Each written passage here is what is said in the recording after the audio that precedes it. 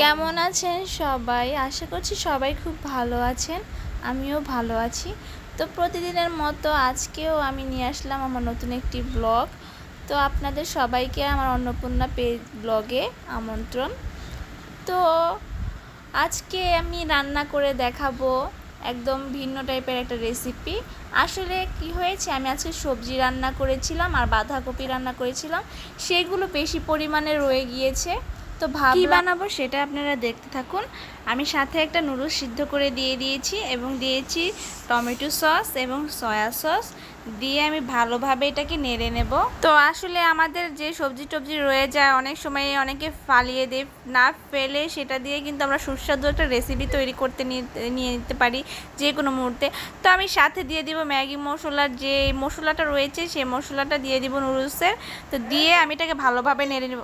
এরপর আমি একটা রুটির মতো আর কি বেলে একদম পাতলা করে বেলে নিয়েছি, তার মধ্যে সবজিগুলো দিয়ে আমি মুড়িয়ে রোল বানিয়ে ভেজে নিচ্ছি তেলের মধ্যে।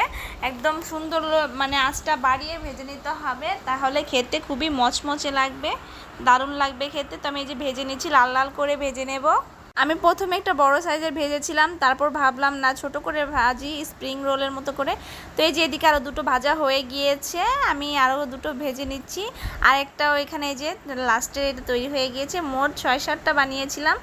তো আমার এই যে ভেজিটেবল রোল বানিয়ে ফেললাম। আপনারা বাসায় তৈরি করে দেখবেন, সসের সাথে খেতে খুবই দারুণ লাগে। তো এরপর খাওয়া দাওয়া করে আবার সন্ধ্যার পর চলে গিয়েছি চশমার দোকানে। তো এখানে কি চশমার দরকার ছিল আমার মার, এর জন্য আমরা চশমার দোকানে চলে গিয়েছি। বাবুকে নিয়ে গিয়েছিলাম সাথে, বাবু ছিল বাবার কাছে, আমি এখানে ভিডিও করছিলাম, মা আমার পাশে বসে আছে।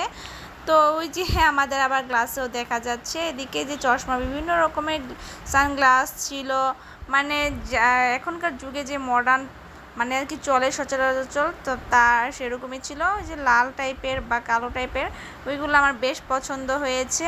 তো এই যে এদিকে আরও নানা ধরনের আছে। তো এইদিকে আবার বারান্দায় আমি দাঁড়ালাম, দেখলাম ব্রিজের উপর দিয়ে নিচে দিয়ে বিভিন্ন গাড়ি যাওয়া আসা করছে। মানে এই যে আমরা এখানে ভিতরে ডাক্তার আছে, ডাক্তারকে আর কি দেখাবো। তো এখানে আমরা ওয়েট করছিলাম ডাক্তারের জন্য, ভিতরে আরও মানে পেশেন্ট ছিল। তো এই তো ডাক্তারের কাছে আমরা চলে এসেছি, ডাক্তার এখানে দেখছে, কথা বলছে আর কি কী কী প্রবলেম। তো আমি এই যে বাবু কোলে নিয়ে বসেছিলাম, বাবু বাবার কাছে যেতে চাচ্ছিল। তো এই যে এই চশমাটা দিয়েছে, চশমাটা মানে এই ফ্রেম আর কি মানে পাওয়ার অন্যরকম। তো আমার আজকের ভিডিওটি এ পর্যন্ত।